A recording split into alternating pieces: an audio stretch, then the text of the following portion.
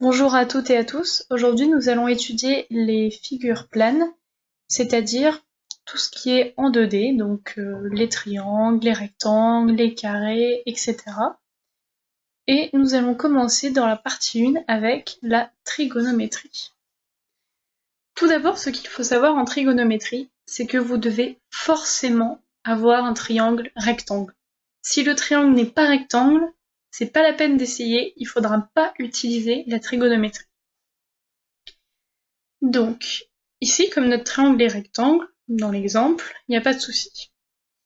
Et ce que l'on va faire, c'est que déjà, on va repérer le nom des côtés. Alors, vous avez peut-être entendu le mot hypoténuse, le mot côté adjacent et côté opposé. Alors, si vous ne vous souvenez plus, on va faire un petit rappel. L'hypoténuse, c'est le plus facile. C'est la longueur la plus grande du triangle rectangle. Et si vous avez encore du mal, vous pouvez aussi vous dire qu'il s'agit de la longueur opposée au côté où on a l'angle droit, c'est-à-dire opposé au point C. Par contre, pour opposé et adjacent, ça dépend de l'angle qu'on cherche ou que l'on connaît.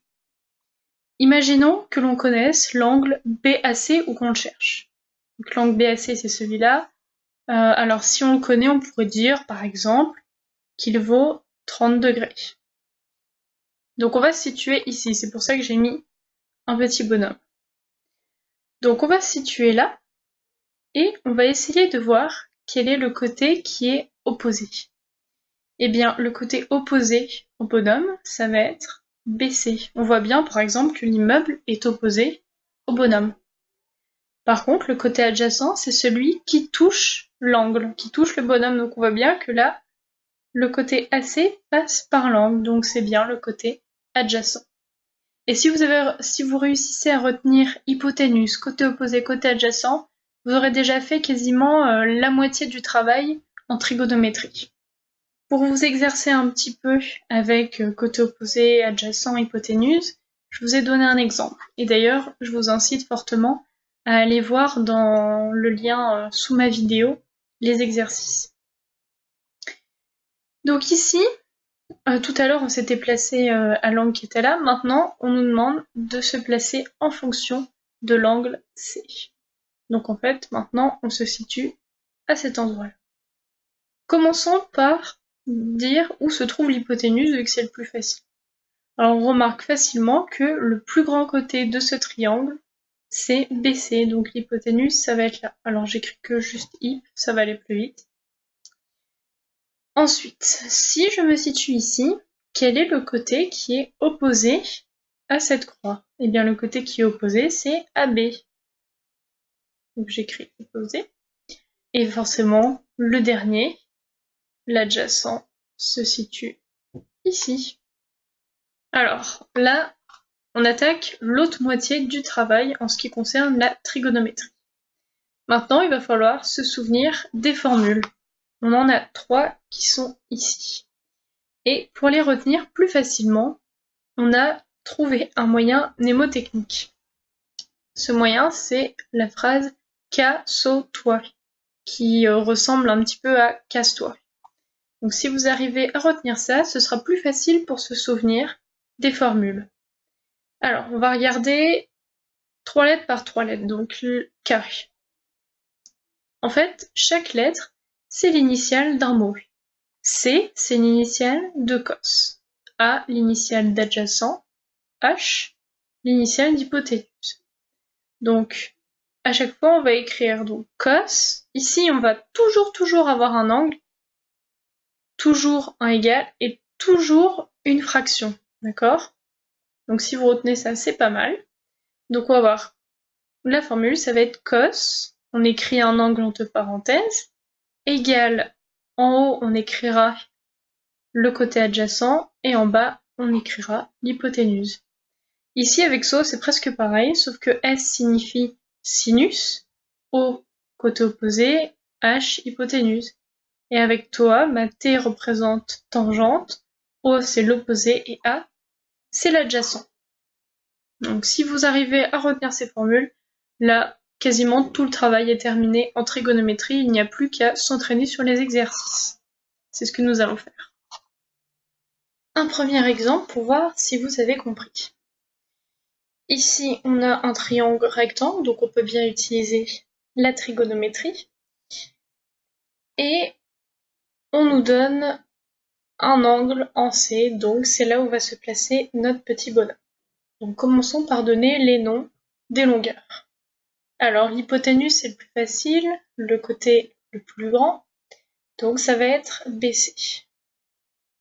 Voilà, on a l'hypoténuse ici. Ensuite le côté opposé à l'angle, donc à la petite croix que j'ai dessinée, c'est AB. Et donc le côté adjacent forcément c'est celui qui reste, c'est AC.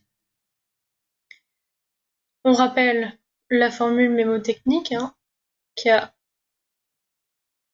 SO, toi. Et on va regarder laquelle on va utiliser. Alors pour cela, on va regarder dans les lettres lesquelles nous intéressent. Alors, H, ça nous intéresse parce qu'on connaît la longueur de l'hypoténuse. Hop. Et O, ça nous intéresse aussi parce que l'on cherche AB. Par contre, A, ça nous intéresse pas parce qu'on le cherche pas et on connaît pas sa longueur. Donc je vois pas ce qu'il viendrait faire ici. Donc A, on s'en fiche. On s'intéresse à O et à H. Est-ce que vous voyez une formule où on a O et H? Bien oui, c'est SO. Alors, écrivons cette formule. Donc SO, le S signifie sinus. Sinus de l'angle. L'angle, c'est ACB. Vous pouvez aussi écrire, si vous préférez, simplement C avec un accent circonflexe. Moi, je vais écrire ACB. Ensuite, on a égal une barre de fraction. En haut de la barre de fraction, on écrit O, le côté opposé. Ici, le côté opposé, c'est AB. Et en dessous, on écrit H, l'hypoténuse. Nous, l'hypoténuse, c'est BC. Et voilà, là, vous avez fait le plus dur. Maintenant, il n'y a plus qu'à remplacer par les longueurs que l'on connaît. Alors, on recommence. Donc, on a sin. ACB, bah tiens, ça, on connaît. Donc, on va pouvoir écrire. C'est 30 degrés. Égal. AB, on connaît pas, donc on laisse AB. Par contre, BC, on connaît, c'est 10. Donc on remplace. Bon, là, on a quasiment fini. Il y a juste qu'on voudrait avoir AB égale quelque chose. Et là, j'ai AB sur 10 égale quelque chose. Ce 10 nous embête un peu. Donc pour ça, on voudrait qu'il aille de l'autre côté. Comme ça, il nous embête plus. Alors, on avait AB divisé par 10. Donc si je veux mettre le 10 de l'autre côté, je peux avoir sin 30 fois 10. Vous comprenez? Quand on passe de l'autre côté du égal, le divisé se transforme en multiplication. Donc je vais avoir sinus de 30 degrés fois 10 égale AB. Alors si vous avez du mal avec cette technique, on peut aussi utiliser la technique du produit en croix. Alors là, je vais vous laisser regarder la vidéo que j'ai faite sur le produit en croix. Vous verrez, peut-être que ça vous conviendra mieux. Donc, revenons à nos moutons. Donc ici, sinus de 30 degrés fois 10 est égal à AB. Eh bien, vous n'avez plus qu'à prendre votre calculatrice et le calcul est terminé. Donc on tape sinus, n'oubliez pas les parenthèses, de 30 degrés fois 10 et ça va vous donner 5. Hop. Et donc, AB est égal à 5 cm. Deuxième exemple, pour ceux qui ont encore un peu du mal à assimiler, et encore une fois, je vous conseille d'aller voir les exercices pour vous entraîner. Donc ici, maintenant, on ne nous donne plus l'angle, mais on va le chercher. Alors, comme tout à l'heure, on va placer le nom des longueurs. On commence par l'hypoténuse, c'est le plus facile, le côté le plus grand, ici, BC. Et ensuite, on va regarder, donc on se place à l'angle, et quel est le côté opposé à l'angle? C'est ici. Et le côté adjacent, là. On rappelle la formule mémotechnique K-SO. Toi. Alors, ici, qu'est-ce que je connais ou que je cherche? Alors, H, on s'en fiche, on le connaît pas, on le cherche pas. A, par contre, ça nous intéresse, on le connaît. Donc on a A. Et O, ça nous intéresse aussi, on le connaît. Alors, dans quelle formule j'ai O et j'ai A? Eh bien, dans TOA. Alors dans TOA, T veut dire tangente. Ensuite, on écrit l'angle. Alors, pour vous faire plaisir, cette fois-ci, je vais vous écrire d'autres manières. On peut l'écrire comme ça. Ou on peut aussi écrire ABC, si vous préférez.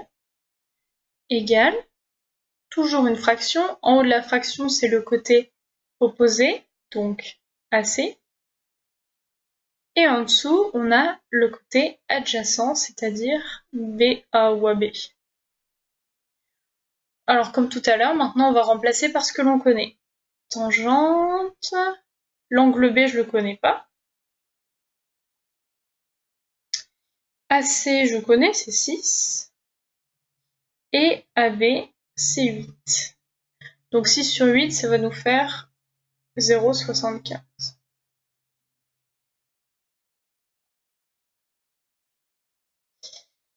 Hop, on n'oublie pas accent circonflexe. Et donc là, le seul problème, c'est que moi, je veux pas tangente de B, je voudrais juste avoir B égale. Comme tout à l'heure avec le 10, maintenant, c'est le tangente qui nous embête. Donc, en quelque sorte, comme le 10, on voudrait qu'il aille de l'autre côté. Alors, comment on fait en mathématiques? Eh bien, en fait, on appelle ça arc tangente. Ou parfois aussi, on peut voir tangente puissance moins 1. Hop.